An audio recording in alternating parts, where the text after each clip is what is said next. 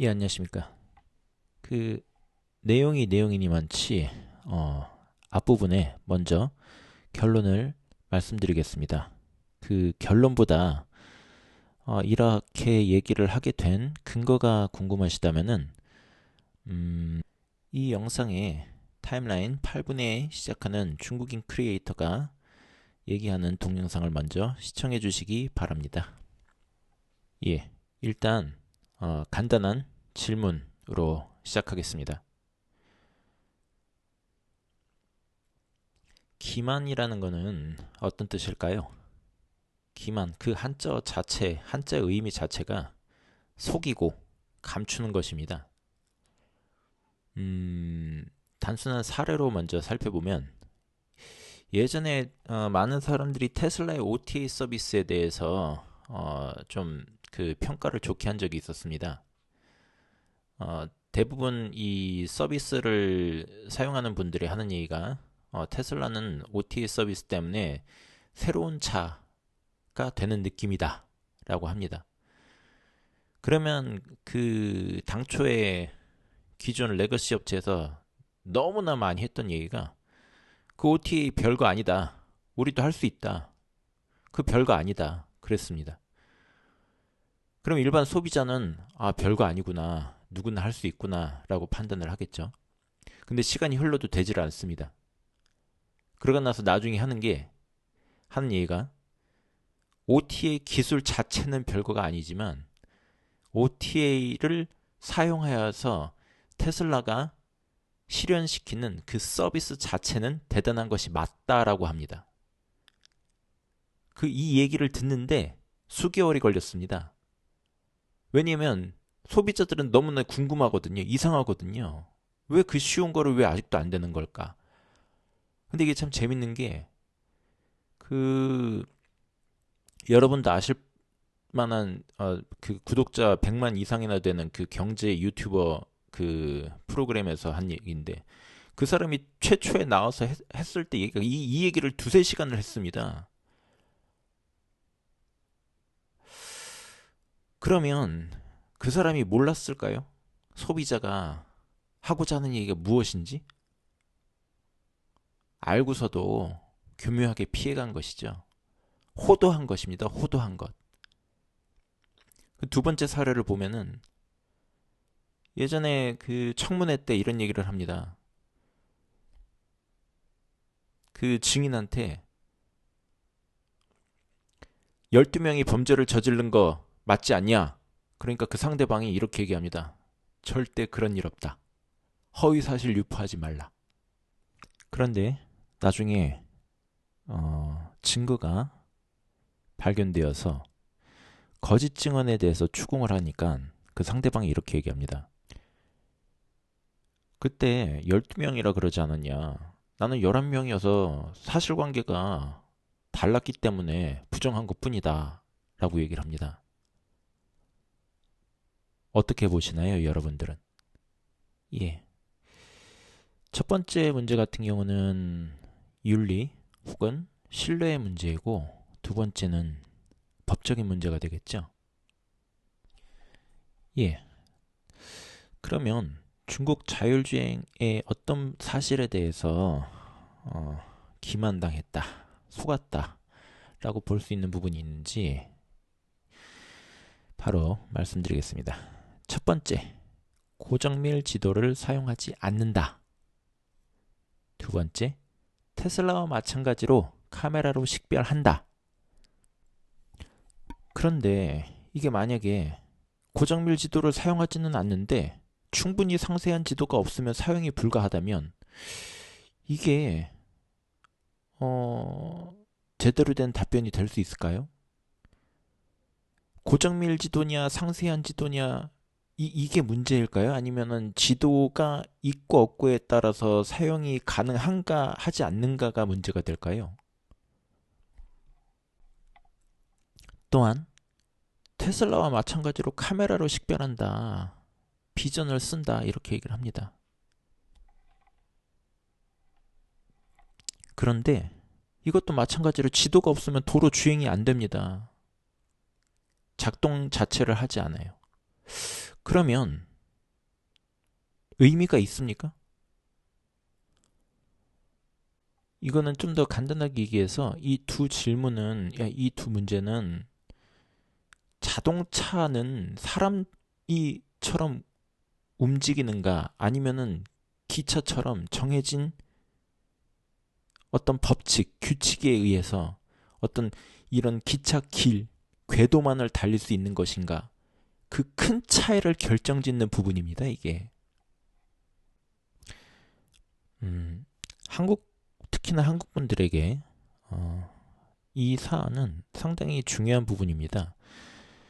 물론 지금 양국 간의 관계가 그다지 좋지 않아서 적대감과 불신이 많이 쌓여있긴 하지만 그래도 여러분도 아시다시피 저도 그렇고 그리고 제 채널에서 소통을 해주시는 많은 분들이 편견이 없으십니다. 그래서 중국의 기술력에 대해서 저를 포함해서 실질적인 것보다 더 높게 평가하시는 분들이 많고 또 열린 소비자의 마음으로서 테슬라와 비슷한 수준이구나. 우리나라에 들어온다면 나도 한번 사용해 봐야겠다. 또는 나는 편견 없는 글로벌한 사람이니까 물건 상품만 좋다면 쓰는 게 좋겠다라고 하시는 분들도 있었을 것입니다. 그런데 실질적으로 이런 것이죠. 소비자가 알았을 때 그 소비할지 말지, 물품을 구매할지 말지에 대해서 심각하게 영향을 줄 수 있는 결정적인 요인이 되는 사실에 대해서 정확하게 알려주지 않는다면은 그거는 소비자로부터 신뢰를 잃거나 알 권리 침해로서 혹은 허위 사실로서 과장된 사실로서 법적으로 문제가 될 수도 있는 부분입니다. 최소한 신뢰는 사라지겠죠. 두 번째, 한국 투자자라면은 시장 영향력을 오판해가지고 잘못된 투자를 할 수 있겠죠. 지금 여태까지 저도 그렇고 이 영상들을 접하고 여러 의견들을 받으면서는 이게 뭔가 전 세계적으로 그 비슷한 영향력이 있을 줄 알았습니다. 근데 뭐 미래에 나중에는 어떻게 될지 모르지만 최소한 현재에 있어서 그러한 판단에 있어서는 잘못된 판단이 되었다라는 것입니다. 상당히 큰 부분에서요. 그럼 이제 앞서 말씀드린 사항을 확인할 수 있는 곳으로 한번 가보겠습니다. 오늘 멍렌 따슈 중국인 크리에이터가 우리를 데리고 내비 지도에 아직 작동하지 않는 그 새로 개통된 도로로 지금 가고 있습니다. 지금 그 지도 중간에 파란색으로 표시되는 곳 있죠? 예, 그곳이 새로 개통된 곳으로 우리의 목적지가 되겠습니다. 지금 이미 그곳이 목적지로 설정이 되지 않기 때문에 그 자율주행이 시작되지도 않습니다. 我如果到了这条路上，问我他会怎么说？他做不了啊，他只能用 LCC 啊，就是他到了这种岛上没有的路上，他就只能用 LCC， 用不了 NC。我想。 그래서 지금 사용하는 것 같은 경우는 예를 들면 자율주행이 아니라 오토파일럿과 같은 그런 그 보조 기능, 주행 보조 기능이라고 할 수 있겠습니다.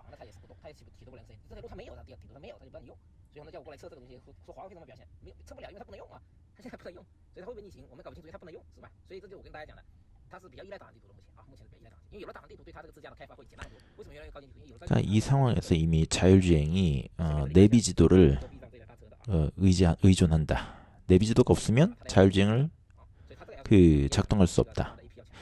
고정밀 지도가 있으면은 작동하지만 고정밀 지도가 없는 곳은 작동하지 않는다.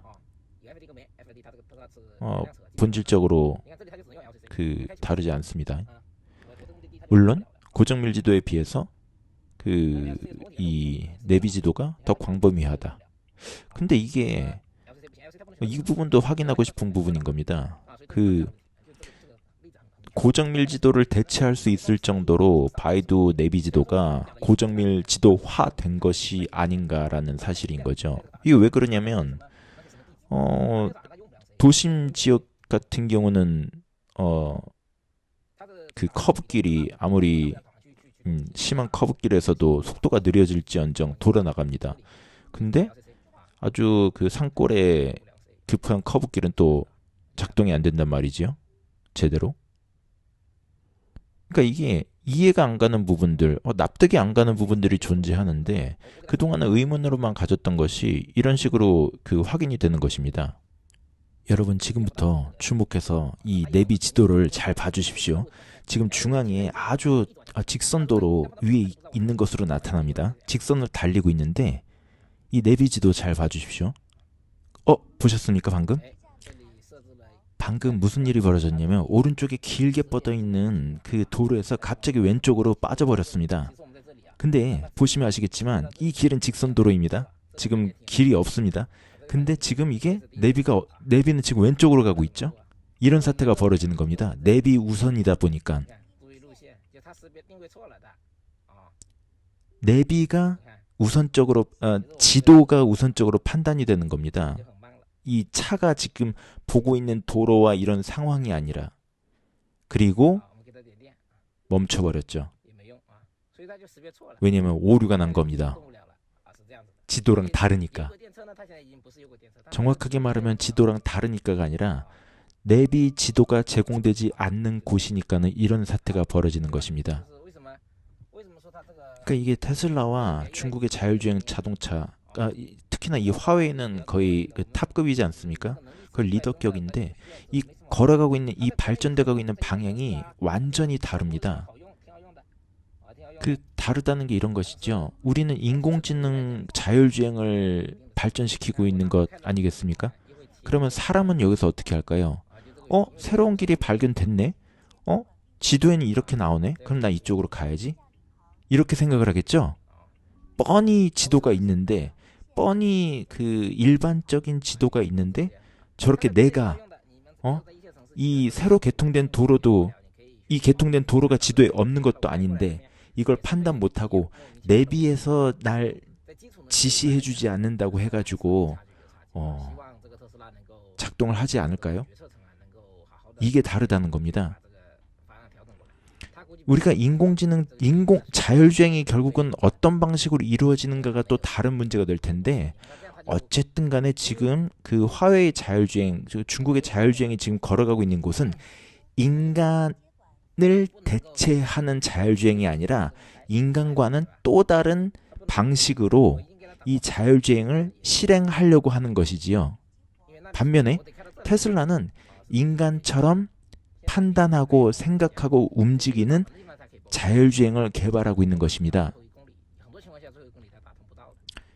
이게 대체 무슨 차이가 있는 것이냐? 어차피 결과적으로 자율주행만 되면 되는 거 아니냐라고 한다면 일단 이게 다르기 때문에 현재 자율주행을 실시하면서 벌어지는 문제들도 그 문제들의 양상도 다릅니다. 거기다가 사람과 같은 사고방식은 자율주행으로서 적용이 된다면 그 사고방식은 다른 상품으로도 넘어갈 수가 있겠지요. 휴머노이드나 이런 쪽으로 같은 사고방식과 같은 처리 방식을 갖게 될 것입니다. 그런데 지금 화웨이의 이런 어떤 중국의 자율주행 방식으로 개발을 하게 되면은 중국의 자율주행은 이런 식으로 개발을 하고 휴머노이드에 쓰이게 되는 그 인공지능이라고도 하기 그렇죠. 인공지능은 어떤 사람의 사고방식처럼 움직이는 기계 인간을 만들어내는 것이니까요. 사람과는 별도의 사고 체계와 반응 체계와 그런 것으로 작동이 되는 또 다른 무언가를 만들어내는 것일 그럴 뿐이겠지요. 예. 그럼 여러분이 보시기엔 어떤가요? 그 테슬라의 강한 점이 이런 것 같습니다. 효율성, 효과. 지금 테슬라의 그 사업 또는 이런 어떤 소프트웨어, 자율주행, 인공지능의 개발 방향 이런 모든 것들이 일관성이 있고 어떤 상호적으로 서로 시너지 효과가 나는 방향으로 가는데 이 중국의 자율주행 인공지능은 이 방향으로 가고, 이 방향으로 가다 보면 다른 쪽의 인공지능으로 사용하기에는 또 다른 방향으로 가야 되는 여러 가지 그런 어떤 비효율적인 현상이 분명히 나타날 것이라고 봅니다. 현재 이 상황으로 간다면. 지금까지 그 중국에서만 국한해서 놓고 보면은 무언가 테슬라와 다른 화웨이의 이 차이가 그렇게 커 보이진 않습니다만, 또 다른 질문으로 어느 쪽이 사람을 모방하고 있고 어느 쪽이 인간적인 움직임에 가깝냐라고 했을 때 거기에서는 차이가 극명하다라고 보여집니다. 우리는 알고 있습니다. 기계적인 우수함과 인간적인 우수함은 다르다. 어떤 부분에서는 인간은 기계적인 우수함을 넘어갈 수 없고 기계는 또한 인간적인 우수함을 넘어갈 수 없습니다. 그런데 저희가 인공지능을 개발하는 것은 결국은 최종적으로는 인간의 우수함을 인간적으로 뛰어넘을 수 있는 그 무언가를 창조하는 것이지 않겠습니까? 기계적인 어떤 사고와 기계적인 움직임으로서는 절대로 모방할 수 없는 인간적인 무엇인가, 그리고 그 인간을 초월하는 인간적인 무엇인가를 만들어내는 것일 텐데, 그 부분에서는 확실히 극명한 차이가 있는 것 같습니다. 이상 영상 마치겠습니다.